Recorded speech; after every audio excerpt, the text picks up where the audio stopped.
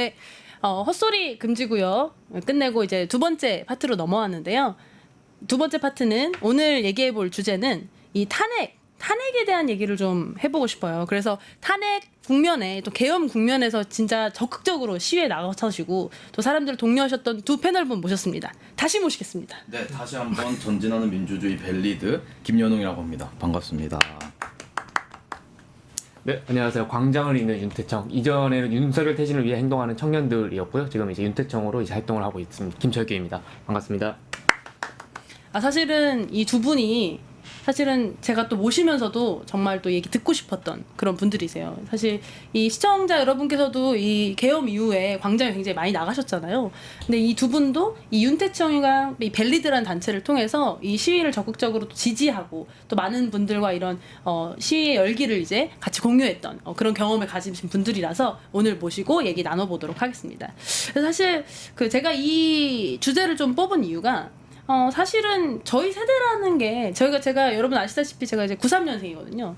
제가 태어나서 제 스스로 인식한 대통령 중에 대부분이 탄핵을 당했거나 탄핵을 시도됐거나 감옥에 가셨어요. 그러니까 대통령들이 다 진짜 이 정상적으로 잘 이제 이 임기를 마치시고 어떻게 보면 이 나라의 어떤 리더로서 큰 어른으로서 인정받는 분들이 없는 이제 상황이었거든요. 그러나 그런 저조차도 계엄이라는 일이 일어날 거라고는 사실 전혀 상상하지 못했었거든요. 그래서 두 분은 어떻게 또 계엄 당일에 어디 계셨었어요? 전 버스 안에 있었습니다. 버스 안에. 네. 어떠셨어요? 처음에 당연히 가짜 뉴스인 줄 알았죠. 가짜뉴스인 줄 알았죠. 네, 친구들끼리 막 장난을 많이 치잖아요, 저희가. 오늘 드립은 좀 센데 선을 넘은 거 아닌가? 라고 생각할 정도였죠. 아니 2024년 5년에 계엄이라뇨. 그쵸. 저도 사실 AI로 만든 가짜 페이크 영상인 줄 알았어요. 네. 그래서 전 속으로 기술이 이렇게나 좋아지면 사람들 속겠는데? 하는데 포털 들어갔는데 이거 뭐야 이거 진짜잖아? 이렇게 해서 굉장히 이제 놀랐던. 특히 그 포고령이 포고령 보고 저는 가짜네. 이렇게 쓸 수가 없는데 무슨 처단 처단시켜야 된다는 문구들을 보면서. 철규님은 계엄 당일에 어디 계셨어요?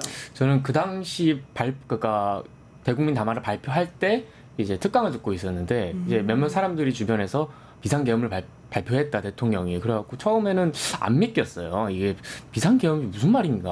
맞아. 그런데 이제 뉴스를 틀어보고 대통령이 발표를 하는 것을 보면서 이게 실제 상황이구나. 그게 이제 10시 한 30분 정도였잖아요. 그때 이제 신촌에 있었는데 그래서 일단은 국회로 넘어가야겠다. 왜냐하면 비상계엄을 해제할 수 있는 권한이 있는 곳은 국회밖에 없고 국회로 시민들이 지금 가지 않으면은 비상계엄 막을 수 없다는 생각이 들어서 그때 국회로 달려가서 경찰들과 이제 좀 대치를 했던 기억이 있습니다. 그때 바로 이동하셨네요, 국회로. 네, 바로 이동했고 그 당시에 제가 국회 도착했을 때가 11시쯤이었는데요. 이제 포고령이 발표되기 전이었어갖고 경찰들도 이제 지침이 명확하게 내려오지 않은 상태였고 그러다 보니까 이제 좀 시민들도 많이 안 모인 상태였어요. 한 100명도 없었을 거예요 그때 시민분들이. 근데 철규님 그때 또 두렵지 않으셨어요? 그러니까 그때는 사실 두려운 감정보다도 이거 어떻게 해야 되지? 일단 국회로 가야겠다. 그럼 뭐라도 해야겠다. 그래서 국회로 갔는데 그 두렵다는 감정은 오히려 계엄이 해제가 되고 며칠 뒤에 오더라고요. 이것저것 문건들이 발표가 되고 그 다음에 그 이후에 2차 계엄에 대한 얘기가 굉장히 많이 나왔었는데 그때 오히려 계엄령이 무엇인지에 대한 감각이 살아나면서 그때는 오히려 좀 정말 위험했던 상황이구나에 대한 감각이 살아나는데 그러니까 오히려 그 당시에는 이 계엄이 정확히 어떻게 기획이 됐고 어떤 일을 실제로 하려는지에 대한 어떤 실질적 감각이 좀. 아니요, 그렇다기보다는 계엄을 막아야겠다는 생각이 너무 컸던 거죠. 계엄이 당연히 위험한 것은 모두가 알고 있는 사실이고 군사를 동원한다는 것 자체가 사실 어떻게 보면 사람 죽일 수도 있다, 시민들한테 발포할 수도 있다는 것이기 때문에 특히 한국 사회에서는 5월 강주와 이런 역사가 있기 때문에 그래서 그런 것보다는 국회로 가서 일단 나라도 해야겠다는 생각이 되게 좀 컸던 것 같아요 그 당시에는. 사실 저는 계엄이 딱 터졌다는 말을 듣고 이게 제가 계엄이라는 단어를 눈으로 보고 지식으로는 알고 있지만 실제로 경험해 본 적이 없잖아요. 그러니까 영화에서 본 그런 계엄을 지금 한다는 게 맞는 건가? 지금 이게 가짜뉴스가 아니라 사실을 알았음에도 불구하고 내가 알고 있는 그 계엄을 진짜로 하겠다고 지금 하는 건가라는 생각이 들었고 그걸 인식하자마자 전 좀 두렵더라고요. 그래서 저는 가족들한테 바로 전화해가지고 인천공항으로 인천공항으로 지금 떠날 준비를 좀 해야 할 수도 있다. 그래서 어머니가 헛소리하지 말라 그랬는데 그런 일들이 있을 정도 저희는 굉장히 두려웠던 경험으로 다가왔어요. 근데 사실 아시다시피 사실 우리나라가 민주주의 특히 동아시아권에서는 또 민주주의로 굉장히 이제 선두 국가고 좀 잘하는 국가로 알려져 있었잖아요. 근데 어떻게 하다가 이런 일이 또 벌어지고 그런 걸까요? 사실 저는 철구님 얘기 들으니까 저도 그날이 생각이 좀 나는데 사실 그날 전까지도 그 윤석열 정권이 좀 무도한 여러 가지 것들과 맞서는 입장에서 계속 그 활동 같은 걸 했었던 거죠. 그래서 여러 가지 것들에 대해서 목소리 내고 이렇게 가면 안 된다라는 이야기도 막 했던 건데 그날 이제 철규님 포함해서 그 특강을 듣고 그 광장으로 국회로 급하게 이동했던 사람들이 다 제 친구와 동료들이었거든요. 그래서 버스에서 연락을 바로 받고 가짜가 아니라는 걸 알게 된 다음에 오히려 현장에 간 친구들은 철구님 얘기대로 두려움이 덜 했던 것 같아요. 근데 저는 두려움이 들더라고요. 근데 이게 사람이 진짜 극단의 상황이 되면 자신의 그게 두려울 때 두려운 게 아니라 그 친구 동료에 대한 걱정이 딱 생기는 순간 두려움이 실제 감정으로 그래서 딱 그 순간 내가 나도 가야겠다 했는데 그 동료 중에 몇 명이 아니다 일단 너는 연락을 계속 터치가 컨택이 될 수 있게 연락을 유지한 상태에서 바로 이동하거나 도망치거나 여러 가지 것들을 할 수 있게끔 해놓고 좀 우리가 갖고 있는 기록이나 이런 것들 좀 가진 상태에서 대기해라. 그리고 우리가 바로바로 상황을 얘기해 주겠다. 그렇게 되는 거죠. 그래서 그래도 내가 국회로 가야 되나 말아야 되나 고민을 하고 있는 찰나에 동생이 딱 전화가 와서 어디냐? 지금 이제 버스다. 그래서 지금 이렇게 하려고 한다라고 하니까 국회로 갈 거냐 해서 고민 중이다 하니까 가지 말라는 거였어요. 왜 그러냐 하니까 진짜 누가 죽거나 다칠 수도 있을 것 같다는 얘기를 하더라고요. 네, 너무 말씀해 주신 게 맞는 게 사실은 이 계엄이라는 상황을 받아들이는 거가 사실은 이미 윤석열 정부가 너무나 정치적으로 말도 안 되는 행위들을 계속 벌여왔기 때문에 우리가 이미 현장에서 좀 대응을 하고 있었잖아요.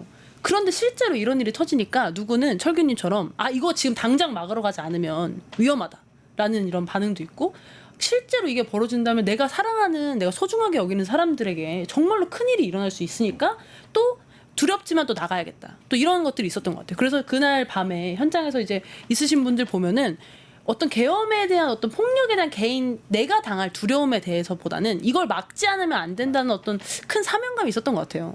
그러니까 사랑하는 것을 지키기 위해 나왔다. 그러니까 사실 구구들 앞서 이제 그 패널 분들도 구구에 대해서 말씀해 주셨지만은 구구들은 뭔가 자신들이 주장하는 거에 대해서 관철시키기 위해 나갔다면은 이번 광장 같은 경우에는 사람들이 정말 사랑하는 것을 지키기 위해 나왔다는 생각이 정말 많이 들었거든요. 가족을 지키기 위해서 아니면은 내 친구, 내 이웃을 지키기 위해서 그런 거대한 폭력, 거대한 어떤 탄압으로부터 그런 거 지키기 위해서 나왔다는 감각이 더 셌던 것 같고 연웅님 주신 말처럼 그때 현장에서는 오히려 시민들 동료들과 함께 있으니까 좀 더 오히려 공포감이 좀 덜 했을 수도 있겠다는 생각이 들어요. 그렇게 생각을 하면서 어쨌든 맞습니다. 근데 사실은 저는 계엄이 이렇게 계엄 끝난 건 아니지만 계엄이 일어나고 계엄이 이제 해제가 된 이후에 사실 굉장히 빨리 해소가 될 줄 알았어요. 그랬는데 아니 웬걸? 우리가 광장에 나가야 되는 시간이 123일이나 될 거라고는 전혀 상상하지 못했거든요. 두 분은 또 광장에 계속 지속적으로 나가시면서 그런 모습을 보셨잖아요. 이번 광장은 어떤 모습이었나요? 사실 저희가 123일 동안 이제 일이 있었고 그 중에 공식 집회가 67번 있었습니다. 와. 그러니까 이틀에 한 번씩 집회가 있었는데 그 광장에서의 모습이 점점 또 변화했어요. 사실 이렇게 길어질 줄 몰랐다고 하셨는데 사실 제가 드리고 싶은 말씀은 친위 쿠데타의 성공률은 80%입니다. 그러니까 모든 국가 권력을 가지고 있는 상태에서 하는 쿠데타는 그냥 쿠데타와 차원이 다른 문제예요. 그럼 원래는 이런 쿠데타는 80%가 성공을 하고 20%밖에는 그러니까, 실패 확률이 없는데 그렇죠. 왜냐하면 헌법재판소 판결문에서 명시했다시피 시민들의 즉각적이고 적극적인 저항과 군경의 소극적인 대처가 아니었다면 비상계엄은 성공했을 겁니다. 왜냐면은 당연히 이제 군인이 들어오는데 막을 방법이 없죠. 총을 들고 오는데. 그러니까 윤 대통령이 시도했나 보네요. 친위 쿠데타로 그걸 다 장악하고 있으니까 내가 성공할 확률이 너무나 높다라고 그렇죠. 이제 판단한 군과 거네요. 검과 경을 다 이렇게 장악하고 있는데 그걸 사실 막아냈다는 거는 정말 시민들의 적극적인 저항이 아니었다면 힘들었을 것이고, 그리고 이번 광장을 보면서 많이 느꼈던 것은 정치가 배제하고 있고 정치가 외면하고 있던 이들, 즉 사회적 약자라고 하는 사람들, 예를 들어서 농민, 노동자, 성소수자, 장애인, 이주민 뭐 이런 여러 가지 목 없는 분들이 광장에 대해서 민주주의를 지키기에 정말 투신했어요. 예를 들어서 우리가 대표적으로 이 광장의 상징적인 장소 중으로 꼽는 것이 남태령과 한강진인데, 남태령은 농민이 열고 2030 여성들이 결합을 해서 만들어낸 투쟁이고, 한강진은 민주노총이 먼저 길을 열고 거기에 2030 청년들이 이제 합쳐서 이제 만들어낸 모습이란 말이에요. 그런 것을 보면서 아 정말 우리의 민주주의 덕을 많이 못 본 사람들, 그러니까 오히려 우리나라의 정치가 외면하고 있던 사람들이 이 민주주의를 지켜서 정말 투쟁하고 있구나.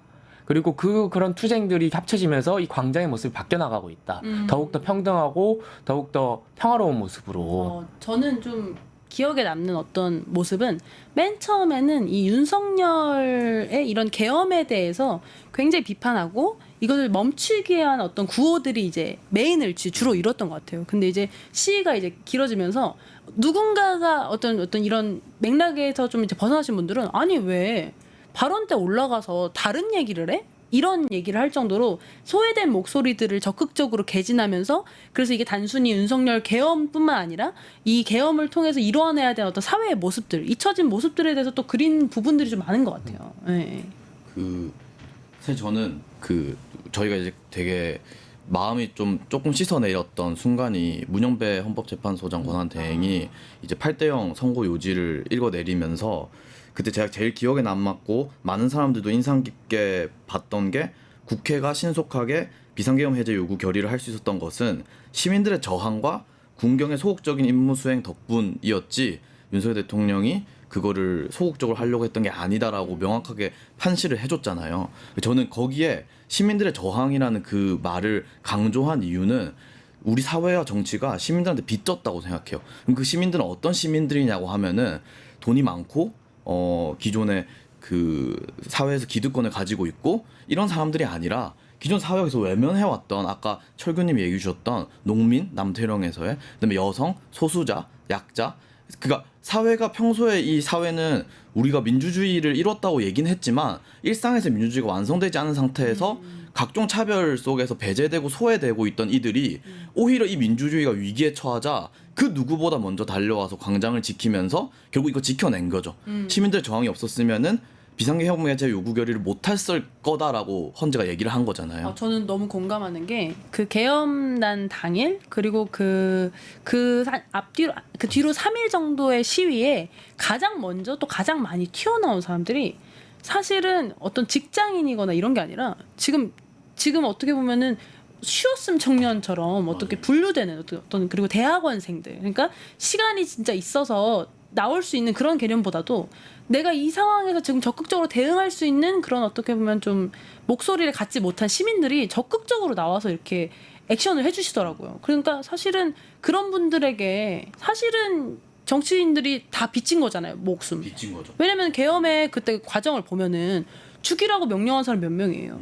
그럼 그 사람들 말씀하신 것처럼 시민과 청년들이 나가서 그런 걸 지켜주지 않았다면 지금 대선이고 뭐고 지금 없는 거 아닙니까? 그래서 지금 대선 후보로 나와 계신 이재명 대표, 이재명 전 대표나 한동훈 전 대표 이런 분들 다 그때 수거 대상에 들어가 계셨던 분들이잖아요. 사실 수거라는 말도 되게 무서운 말인데, 근데 그분들을 지킨 게 사실, 그러니까 제도도 있었지만 결국에는 시민들이, 철규님 같은 시민들이 그날 광장을 채웠고 그날 이후에 저희들이 계속해서 광장을 채우면서 목소리를 냈기 때문에 함부로 군경을 움직일 수 없었고, 그래서 결국에는 그 계엄이 해제되고 그 다음에 탄핵까지 맞아서 오늘까지 온 거잖아요. 그럼 저는 이거를 빚진 만큼 이재명 전 대표와 한동훈 전 대표를 비롯한 그 여야도 아니죠, 야야의 이 그 대선 후보들이 빚을 어떻게 갚을지를 고민하는 게 제일 먼저라고 생각하거든요. 그게 내란 청산이고 그게 곧 세대 교체, 그 사회 대개혁이고 그 계엄에 대한 빚진 걸 갚아 나가는 거라고 생각하는데, 과연 지금 대선 국면에서 그거를 우선순위에 두고 갚아 나가고 있냐라고 했을 때는 조금 의문이죠. 의문이 있죠. 네. 의문이 있죠. 사실 저는 이제 연웅님 말씀 주신 것처럼 너무 공감이 가는 게, 그들 모두가 수거 대상이었고 정말 죽을 뻔한 위기를 시민들이 지켜낸 거잖아요. 물론 저는 국회의 역할을 폄하하고 싶지는 않습니다. 물론 국회가 그때 제때 아주 긴급하게 역할을 했기 때문에 비상계엄을 해제할 수 있었던 거지만은 123일간 광장에서 사람들이 눈보라를 맞으면서 밤새 노숙농성을 하면서 지켜냈던 민주주의인 만큼 그들이 무엇을 외치는지 좀 깊게 들어봐 줬으면 좋겠다. 그리고 저는 무엇보다도 진정한 내란 청산이 무엇이냐라고 했을 때 차별과 혐오가 정치가 되지 않는 세상이라고 생각을 하거든요.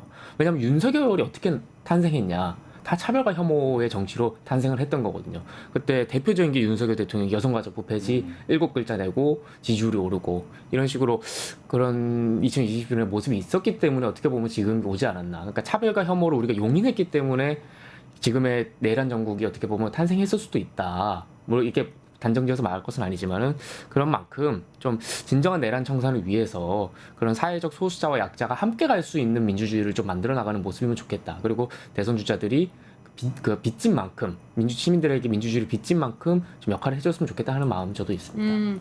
그리고 저는 좀 더 깊이 좀 얘기해 보고 싶은 게 사실은 이 123일이라는 그 기간 동안 청년 여성 굉장히 많은 분들이 그 공간을 지키셨잖아요. 근데 사실 뭐 저희가 뭐 할 일이 없어서 그런 게 아니잖아요. 그래서 어떤 마음으로 우리는 그렇게 긴 시간 그 공간을 지키고 목소리를 냈는가? 혹시 철규님은 개인적으로 어떤 이유 때문에 이렇게 그 광장을 지키셨어요?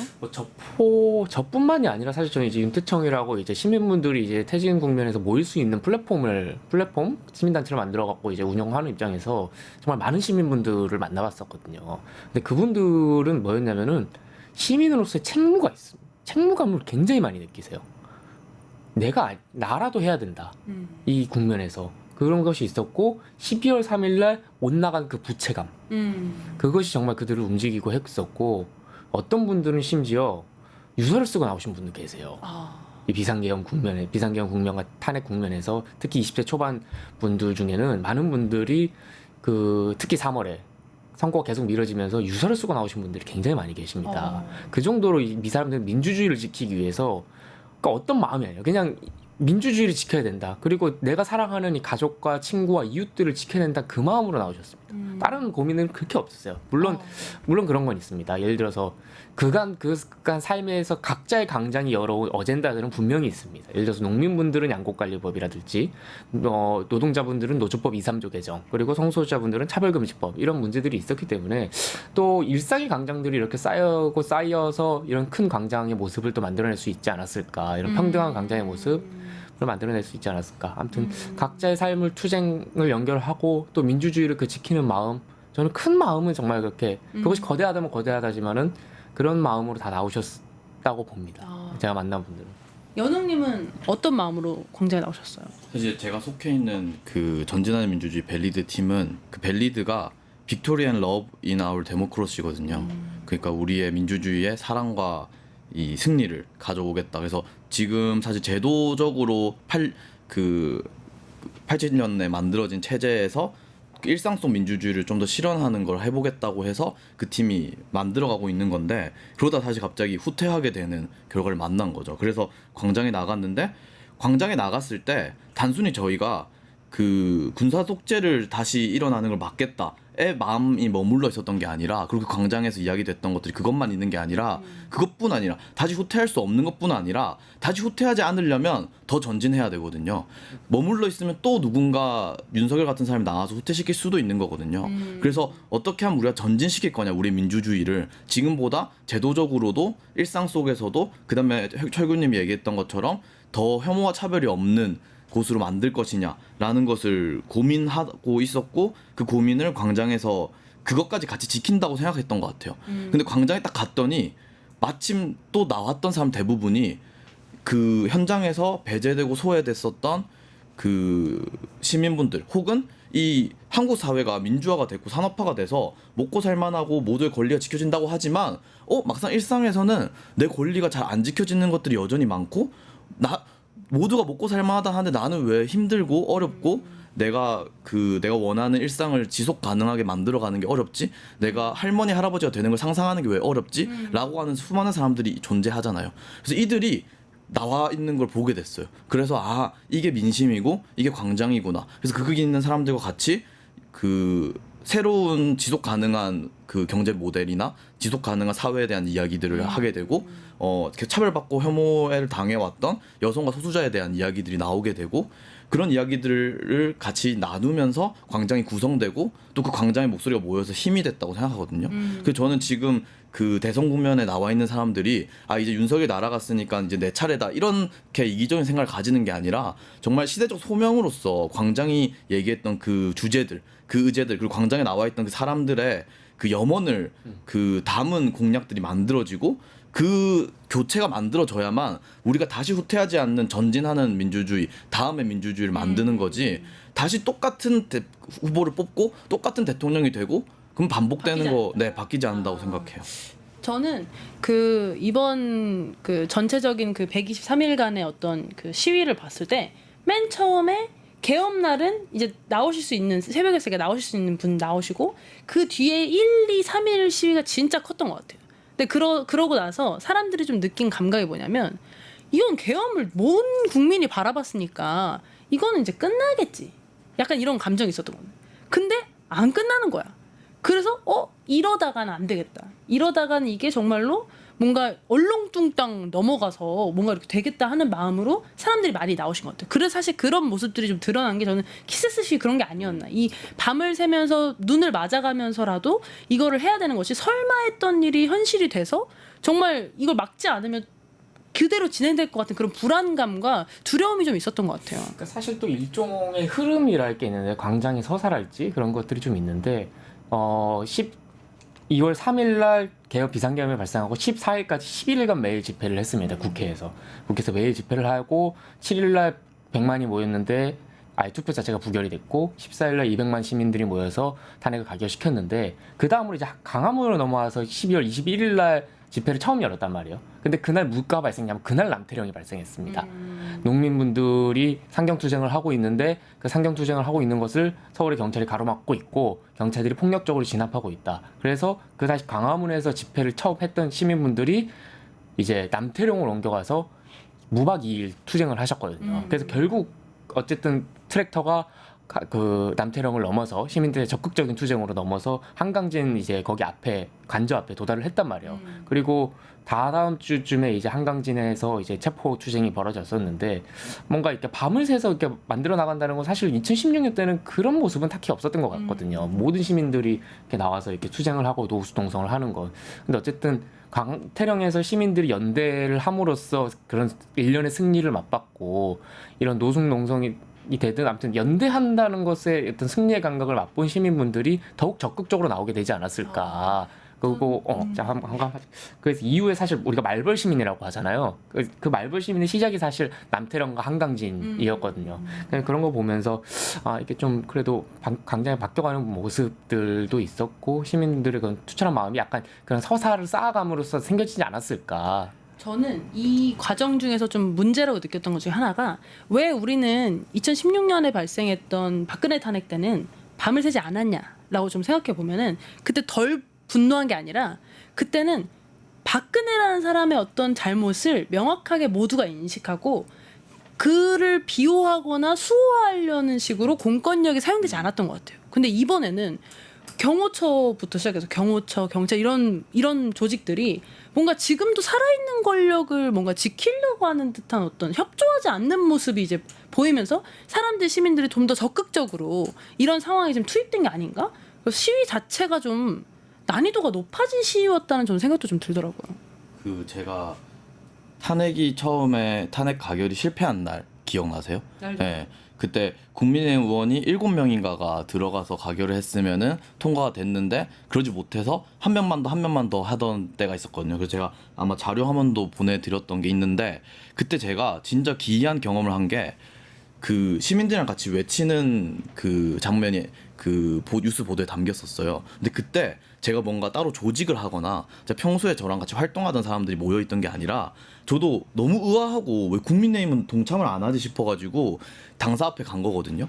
그 당사 앞에 가서 있었는데 사실 거기에도 막 사람들이 모여있긴 했지만 막 집회가 진행되고 이런 풍경은 처음에 아니었어요. 그래서 제가 거기 가서 처음에 저 혼자 외치고 있었어요. 근데 그냥 지나가던 일반 시민분들이었거든요.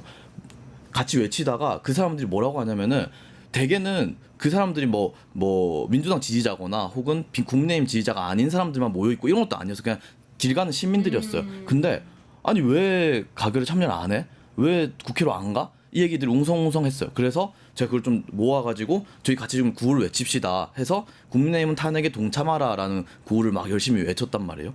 사람들이 그걸 이제 동참해서 막 구호를 외치고 했었는데 제가 유도하지 않았는데 거의 자연스럽게 국민의힘 해체하라 이런 이야기들이 나온 거예요. 그래서 제가 그때 중간에 한번 여쭤봤어요. 왜 그렇게 외치셨냐고. 그랬더니 그분이 얘기하시기를 자기는 정치 잘 모르고 그런 게 없는데 우리 모두가 그 계엄이 비상계엄 불법 계엄을 만든 걸 봤고 그게 잘못됐다는 걸 국민 모두가 인지하고 있는데 이 왜 간을 보고 있고 왜 이걸 그 같이 안 들어가냐. 박근혜 때를 심지어 박근혜 전 대통령 때 한번 했던 거잖아요. 그러니까 한 번도 하지 않아서 절차상 이걸 모르거나 아니면 이게 무슨 상황인지 인지를 못한다고 변명할 수도 없어요. 박근혜 전 대통령 때 한 번 이미 일어났던 거고 훨씬 심각하고 훨씬 더 폭력적이고 당장 국민이 희생될 국민한테 총칼이 향할 수도 있었던 거에 대해서 하는 건데 왜 들어가지 않고 계산을 하냐라는 것에 국민들이 엄청 분노하셨더라고요.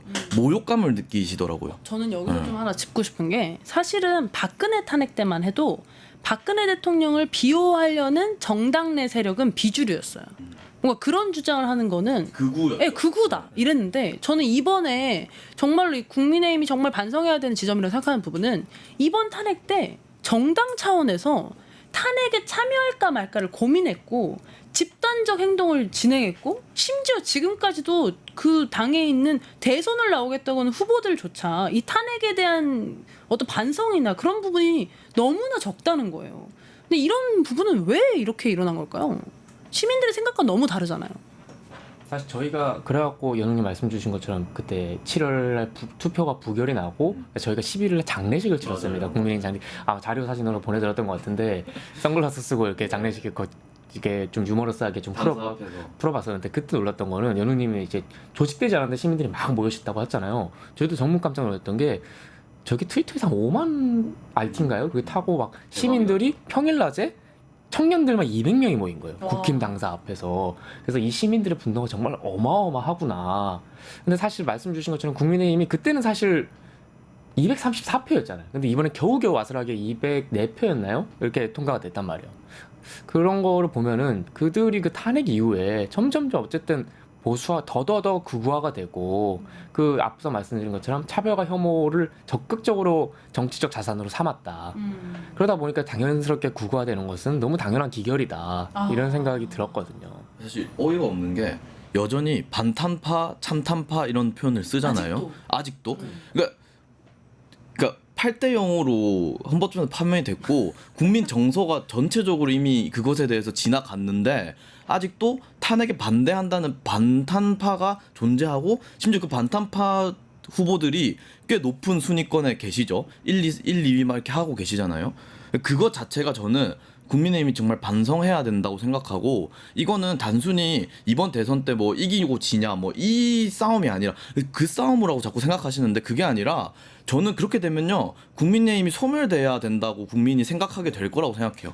저는 방금 말씀하신 거에서 이기고 지는 문제가 아니다라고 표현해 주셨잖아요. 사실은 대통령이 국가 권력을 이용해서 본인의 지위와 본인의 목적을 위해서 어떤 폭력 행위를 저지르려고 한 거잖아요. 그럼 정당이라면 사실 이거를 이기고 지는 뭔가 내가 뒤로 밀리면 지는 싸움이야. 이게 아니라 이거는 해서는 안 되는 일이라고 사실은 선을 딱 긋고 윤석열 대통령과의 절연을 선언했어야 되는 게 너무나 합리적인 생각으로 생각하는데 지금도 그러지 않다는 거잖아요. 근데 이런 당이 후보를 내는 게 맞나? 라는 생각이 들더라고요. 정말 아니죠. 그러니까 전련을 넘어서 사실 국내에 먼저 나서서 이번 계엄이 왜 일어나는지 분석하고 우리가 어떤 걸 했어야 됐는지 명확하게 분석해서 죄송합니다 사과를 진심으로 국민한테 드리고 보수 정당으로서 헌법을 수호하고 대한민국을 수호한다는 것에 의무와 책임을 가진 보수 정당으로서 보수 정당을 스스로 얘기하시잖아요. 그렇죠. 보수 정당으로서 책임과 의무를 방기한 거잖아요.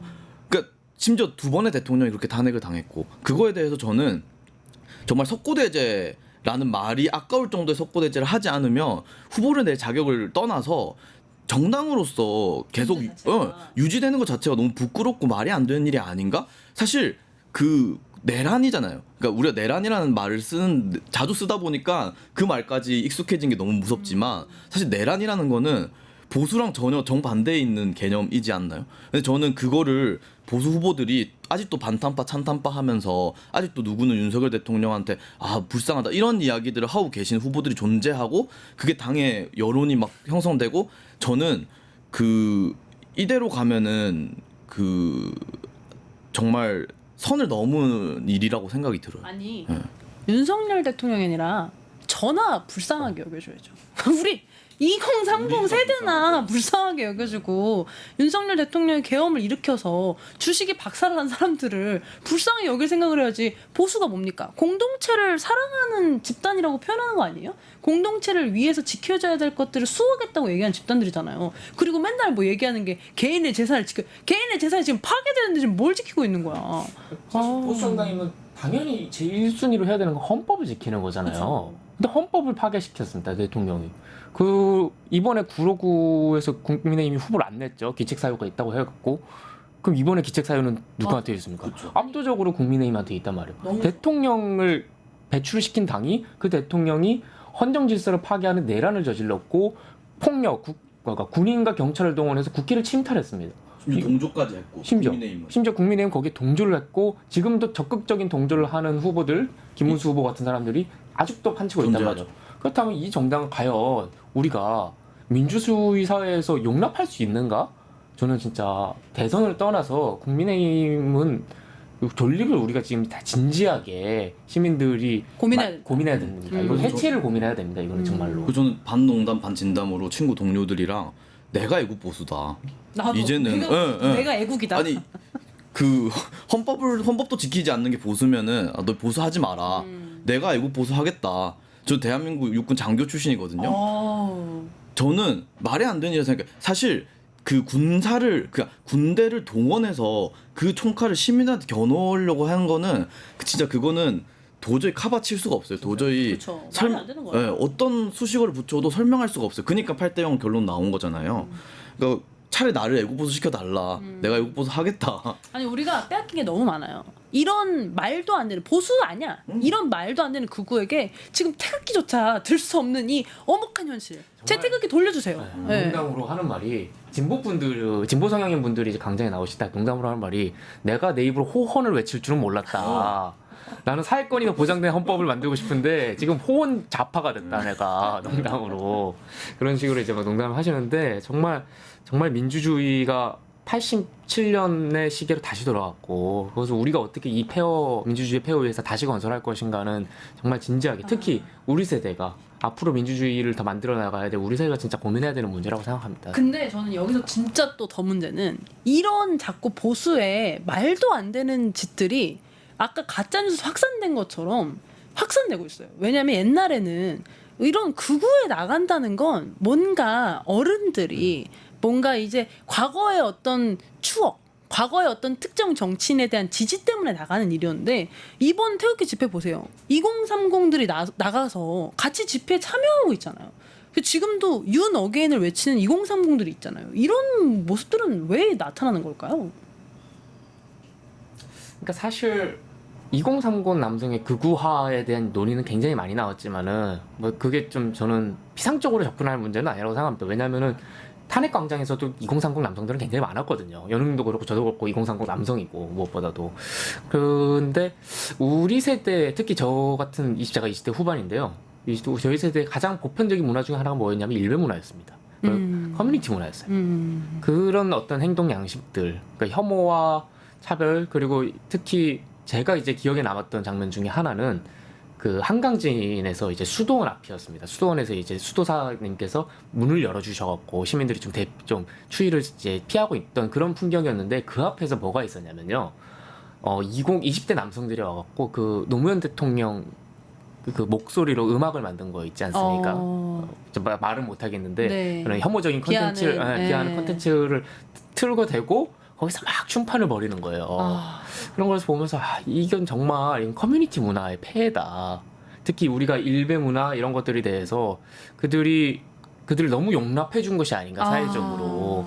이런 특히 뭐 세월호 유가족들 단식 투쟁할 때 앞에서 폭시 투쟁을 벌인다든지 뭐 그 이후에 무슨 갖은 어떤 혐오적인 컨텐츠 그리고 정말 고인 모독스러운 컨텐츠들을 발산시키고 하가면서 그게 어떻게 보면은 20대 남성들의 가장 보편적인 행동 양식 중에 하나가 돼버렸거든요. 너무 공감하는 게 저는 이게 말씀하세요. 연습된 거라고 생각해요. 뭐냐면은 그러니까 사실 여성 대 남성 이렇게 대결적 구도로 붙이는 건 늘 해로워요. 그렇고 쉽지 않은데 실제 통계치를 보면은 그 청년 여성들 2030 여성들이 계속 광장을 정말 많이 나오시고 지키고 하셨었단 말이에요. 근데 그거랑 딱 반대되는 풍경이 그 서부지법 폭동 사태였잖아요. 그럼 왜 한쪽은 폭력이고 한쪽은 연대냐라고 했을 때 저는 연습이라고 생각하거든요. 무슨 말이냐면은 청년 여성들은 자기들이 소외되고 배제됐던 경험들을 겪었을 때 그 해화역 시위부터 시작해서 그 젠더 폭력에 대한 반대하는 시위나 이런 것들을 통해서 계속 연습을 했어요. 연대를 연습군요. 네,